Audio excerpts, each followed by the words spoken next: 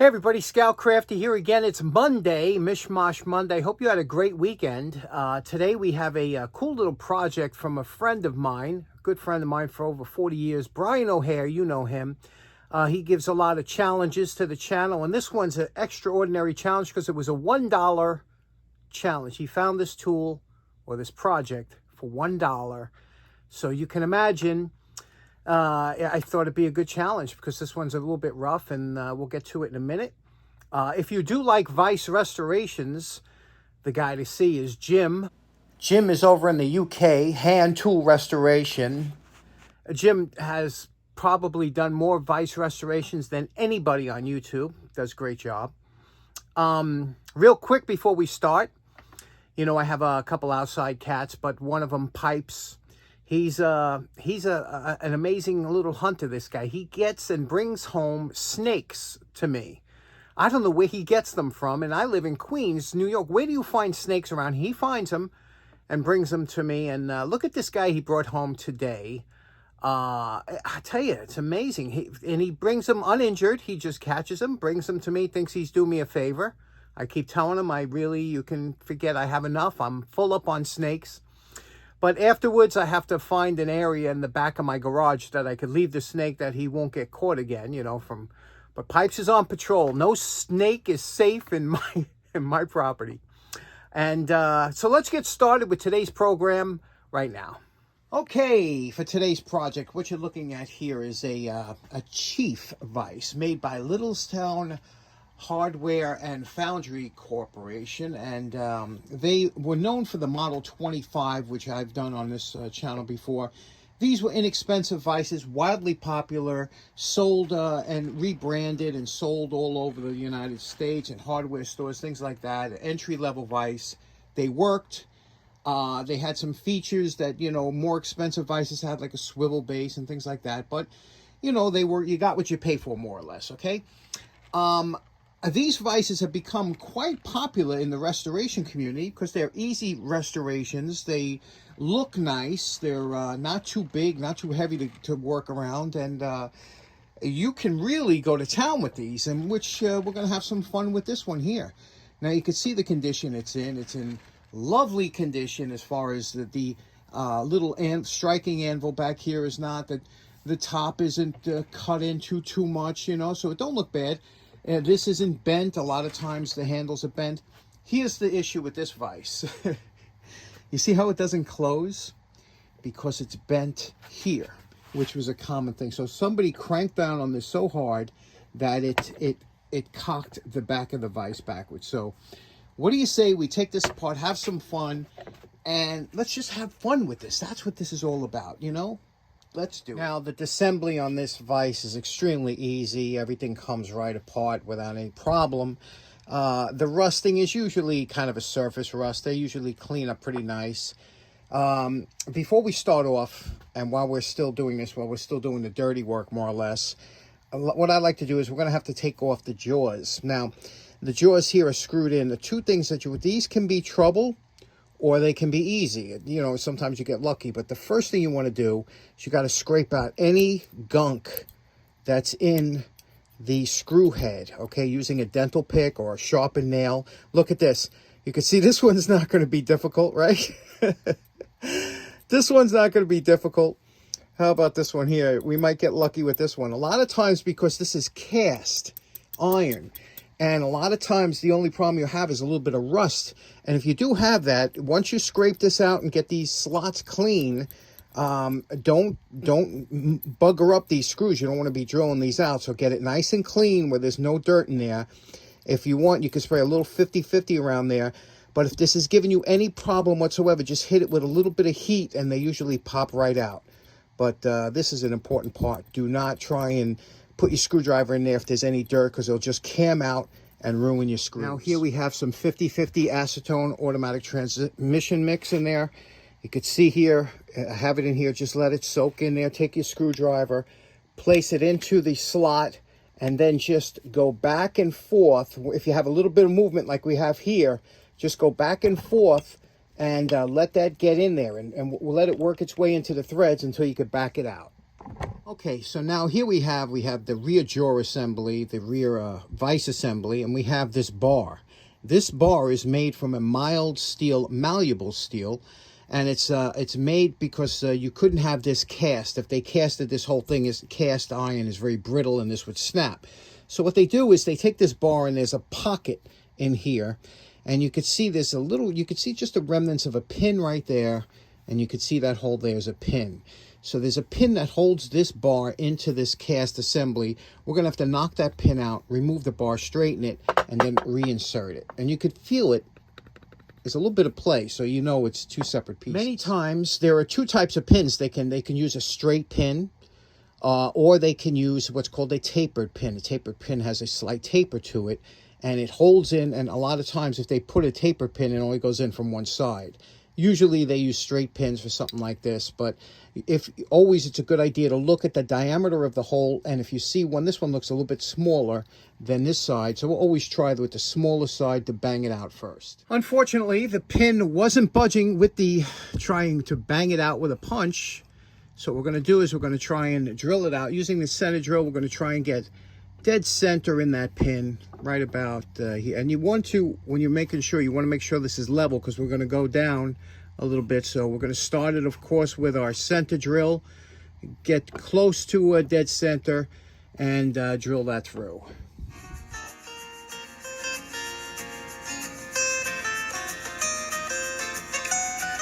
Okay, so I drilled this out, as you can see, nicely done, drilled out, but it's still not coming. But it feels like there's something holding it. I tried putting it in a vise and banging, something's holding it in there. So I'm looking real close on here and wire brushed it down. And as I was looking in the camera, can you see it? Right there looks like a secondary pin. See that little round circle there? Looks like a secondary pin. So I'm going to try and drill that out. See what we can do. And then it should slip out. I'm hoping. Okay, you are not going to believe this. That hole, which looked like there was a pin there, drilled it out, right? And it is, I'm telling you, it feels like there's a third pin. I'm not drilling anymore. I'm done. I'm finished. I'm done. This is where you got to cut your losses, okay? Now I said, okay, no problem. What I'll do is I'll drill and tap it and make it so that you can remove it if you ever had to bend it again. But it's something's holding it in there. It won't come out. I tried banging. I tried 100 different things. Of course, I could drill something in here and maybe press it out. I don't know if there's a pin. It's just going to snap this cast. This is where you have to be smart about this. Now, the bend is right here. There's a good chance I can straighten it out on the dake with it attached. So let's, everybody's favorite, the dake. Let's check out the setup. Okay, you ever talk to some of your projects? You know, if it's giving you a tough time, you say, you son of a gun, I'm not, you know.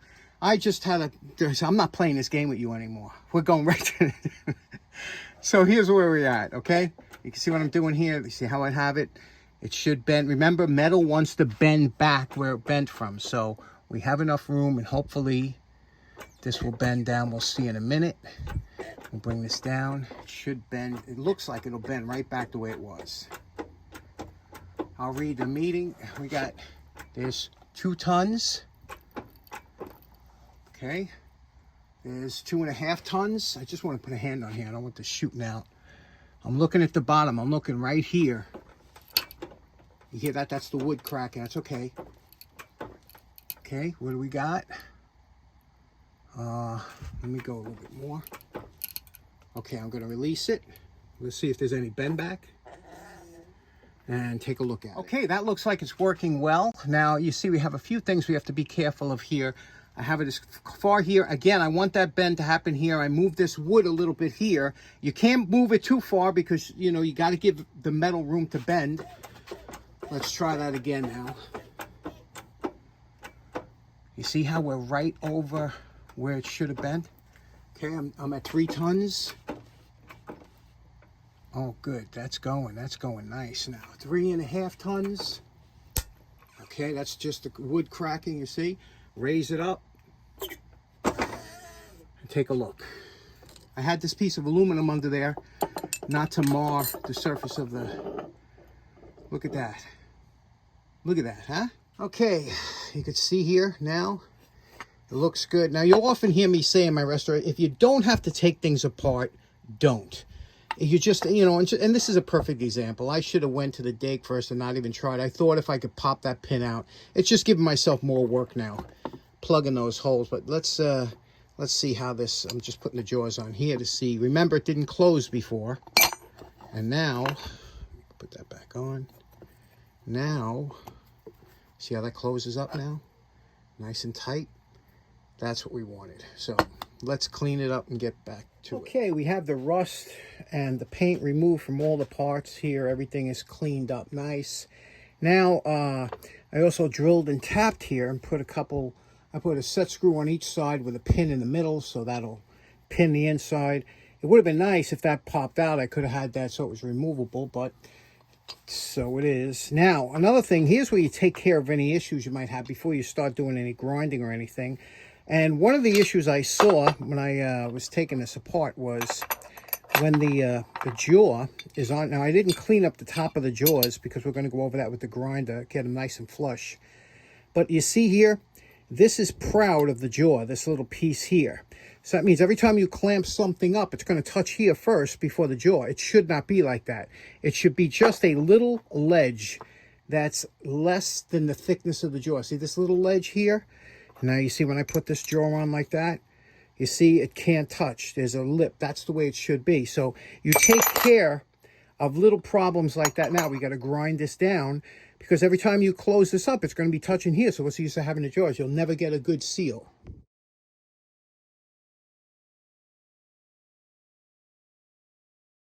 Okay, you see what we did here? We took off that, we straightened this out. Now this is things that come from the factory, should never be like that because, you know, it can give you nothing but heartache when you try and use the Vise, but this is what happens. This was, you know, Little Town put out some really crappy Vises. I know guys love them. They're junk, they're garbage, but you can make them nice, but they need a lot of work. And here's one of the examples of that. Now you could see when we put the jaw on, the replaceable jaw, you could see that the jaw sits proud of that bottom casting with the way it should be. So the jaw takes the brunt. When that casting was up there, every time you put something in there, it would just grip on this little piece and not the, it was horrible. I feel bad for the guy that used this before me. One thing you should be very leery of, especially if you're going to make your own new jaws. You see here, you see how the holes line up? They line up perfect, right? But I'm going to take the jaw from the other side. This is from the other side. I'm going to put it on here. And look, that doesn't line up. You see over here?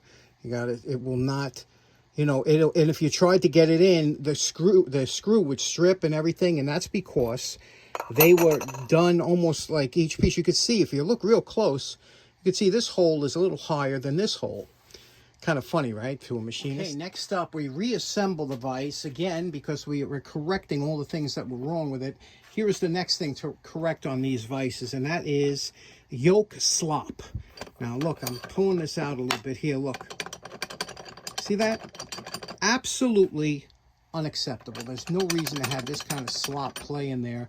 Every vise needs a little bit of slop to operate smoothly, but this is just excessively ridiculous. Now, what I do is when I do these vices is I turn a little bushing, usually out of PVC or something, which will take years to wear down. You could use brass, you could use anything, but we're going to make just a little bushing in there so to take out some of the slop. Let's do that. Now, to make a simple bushing that will work and last a long time is to take a piece of Schedule 40 half-inch PVC pipe.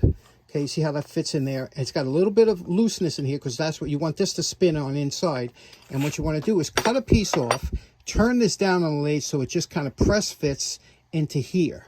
Okay, so we have to turn this to this diameter, press it in, and then this will go in here. And then this will be the little bit of slop that you have, which is totally acceptable.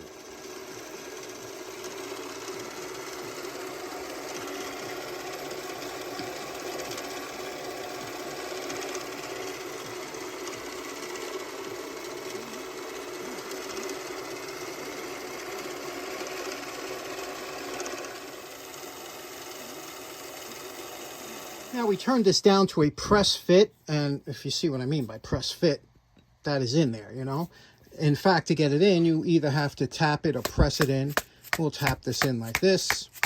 You can see. Tap it in, and then we'll cut it flush.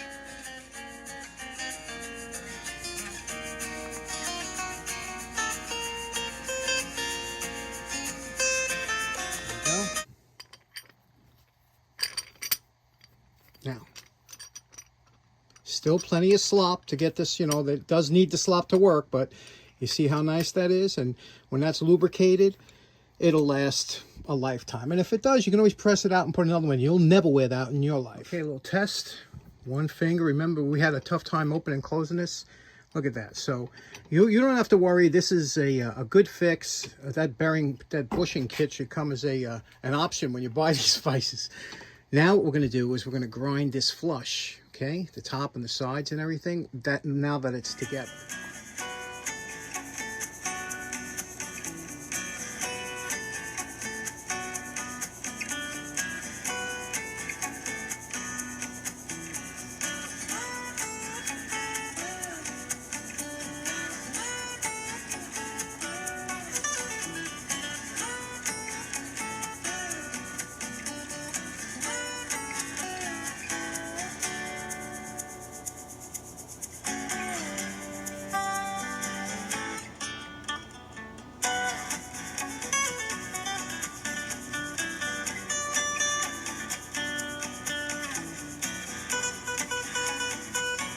Okay, here's the test now. You take a piece of cardstock, put it in here. Just give it a slight tight and see if it pulls either way out. And you can see it grips on both sides with, so it's beautifully lined up now. That's important. Okay, that is it for day one. You can see how far we got day one. So you can see, you can take a little work and make these look so much better. Tomorrow, we'll see how we feel, what we want to do, how far we want to go. And let's call it a night today. Okay, so in closing, special thanks to Brian O'Hare for today's project. We got it working good, so next week next episode we will get this cleaned up and do whatever we're going to do. We haven't figured it out yet. I'll talk to Brian about that. And thanks so much for tuning in. Hope you have a great start of your week. Take care now. Bye-bye.